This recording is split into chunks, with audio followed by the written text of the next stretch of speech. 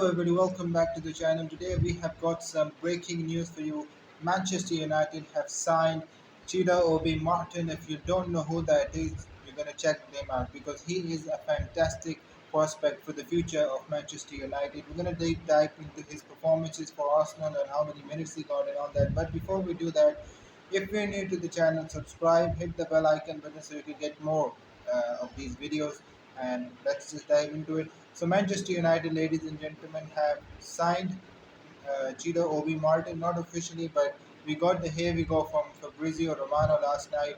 I mean, it was very late. It was almost 3 a.m. in the night where I saw the post that said that Obi-Martin has officially accepted the proposal of Manchester United. I mean, if you talk about the clubs that were involved in signing him. I mean, you're talking about Chelsea, you're talking about Bayern Munich.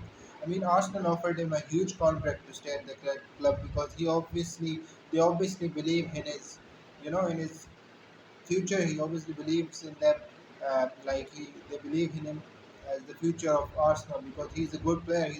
He's a striker. If, for those of you who don't know, but I think it's the right decision from the players' point of view. And I think it's very good for Manchester United because we've got academy players who played over 1,000 minutes for us last season. And if you look at Arsenal, they're just 14 minutes. I mean, it's a huge, huge difference. So I think that played a part in his decision as well. And it was reported that Ruud van Nistelrooy himself talked with him, and he, talked him into accepting the deal. So I think it's a good thing for United, and I think it means a lot. Uh, a lot of good things will come because our academy players, if you look at Garnacho, how sensation he's been, what a sensation he has been, and Kobe Main, of course. I mean, from the United Academy to all the way playing for England in the Euros final. I mean, we've got an academy that provides the opportunities that these young players need, and he's a striker. I mean, if this turns out to be a good deal for United, I think this will be a generational move from United. This shows the intent and the direction that Manchester United are heading towards, and I think it's a huge blow for some of these other clubs because Bayern were in front. They obviously trust him in his abilities. Arsenal offered him a contract, he rejected. So I think it's the right move for the player, and I think it's absolutely great because he scored. If you look at the stats, he scored 33 goals for Arsenal last season. Uh, I mean, sorry, not last season, but overall, because he wasn't getting these much, minutes. So the record I was talking about, of course, it was from the academy stats, right? From the under 19s and all that, because he didn't play that much for the big team, the A team, the squad.